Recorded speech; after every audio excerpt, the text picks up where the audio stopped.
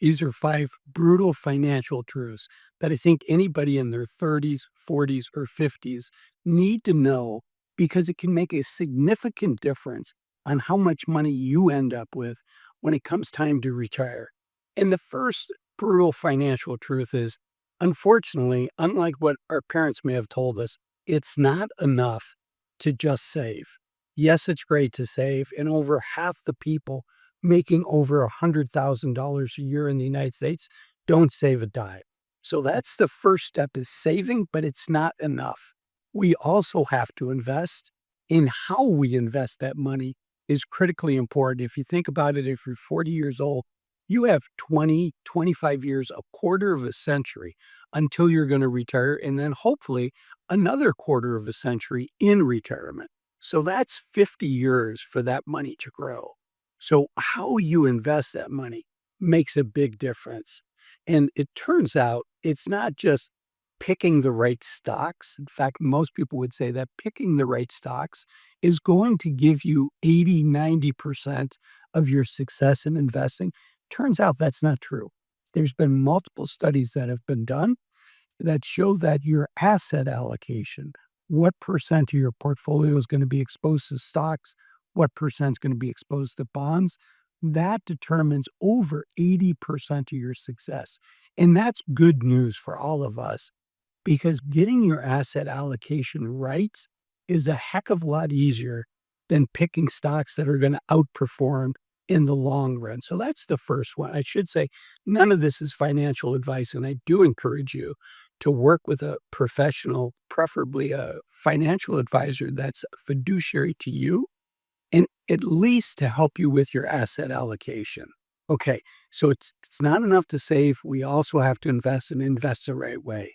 The second one, it turns out that time in the market is much more important than trying to time the market. Again, this is good news for us. We don't have to think, gee, as I record this, it looks like a recession is coming to the United States. We don't have to worry about that. We don't have to try to figure out, is this a good time to be invested in the market? Should we try to pull out? It's awfully tempting because in hindsight, it looks so obvious when we should have gotten out of the market or when we should have had more money exposed to equities, right? As I record this, the market has just come off a very long and strong equity run. The stock market has done very well. And a lot of people until the recent correction were thinking, oh, I should have had more money in the stock market.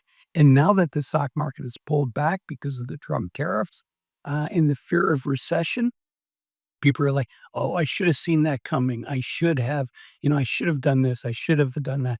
The truth is, most of us are much better off just coming up with a long-term asset allocation and sticking to that.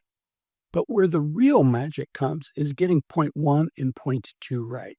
It's in getting the right asset allocation right, and then being in the market for a long time. And there's a famous investor, Warren Buffett, and, everybody thinks that Warren's one of the best investors in American history, and he's really, really darn good. The other thing, though, is he's really, really old. He's just announced, as I record this, just yesterday, announced that he's going to retire in 2025. And Warren will be 95 years old when he retires. So not only did he pick great companies, but he stayed in the game, in the investment game, for 30 years longer than when most of us are going to retire. So when Warren Buffett was 55, when he was 65 years old, he was a very successful investor, but he was nowhere near and had nowhere near the amount of wealth that he has now.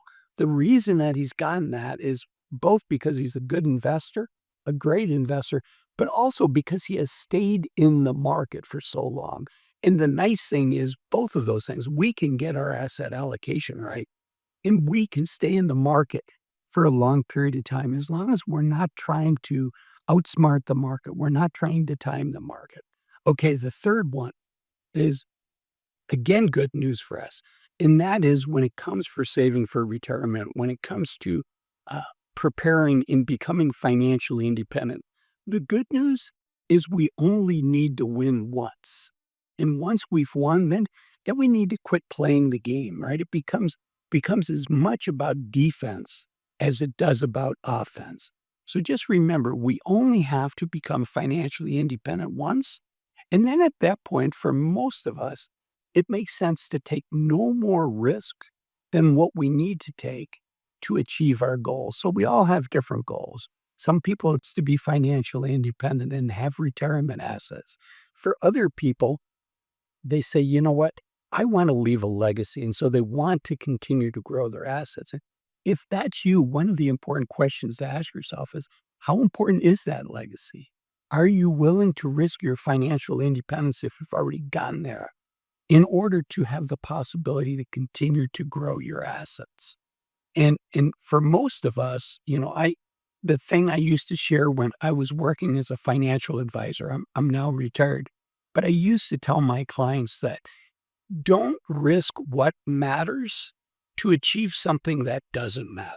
And I'm not saying legacy goals don't matter, but I'm saying be conscious and deliberate about how important that is. If it's a nice to have, not at my core, I really want to have it. If it's a nice to have, be very careful and be very deliberate and thoughtful about whether you risk what you've already saved, what you've already earned. Okay, the next thing is, and this is really important, many of my viewers are really good savers. And so we do a good job of sacrifice, and we do a good job of seeing what our plan is. We do a good job of investing. But you know what we don't do a good job of? What we don't do a good job of is switching from being a saver to a spender. And it turns out it's not like a light switch that we can turn on and off. It's a habit, and habits are hard to break. After 20, 30, 40 years of saving money, it can be really hard to switch that and become a spender. But the challenge is it could take a couple of years actually to go from being a comfortable saver to being a comfortable spender. And the challenge is if you wait until you retire to start spending money, you can end up unnecessarily giving up some adventures and some excitement in the youth of your senior years, the first years that you're retired. It turns out it takes time to become a spender, and we can unnecessarily give up some of the youth of our senior years, the first couple years of retirement, because we're just not used to being spenders. So what do we do?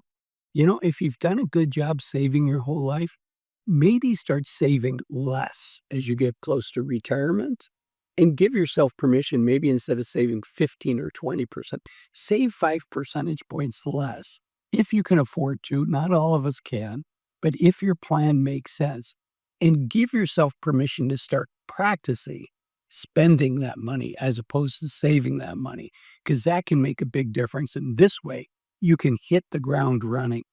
And then the last thing that's really important, and this is how the money game works. That's really the first 4 points. The things I wished I knew in my 30s, 40s, and 50s. But probably the most important thing that we all need to come to grips with is, yes, hitting our financial goals are important. But you know what's more important than our financial goals? And that is doing what we can to stay healthy, both physically as well as mentally. Because if we lose our mental health, if we suffer from anxiety, if we suffer from stress, if we suffer from depression, that is going to be a thief that is going to steal our joy in retirement. So investing the time and effort and money to stay in good mental health as well as good physical health. Because many of us, want to have a fun, exciting retirement.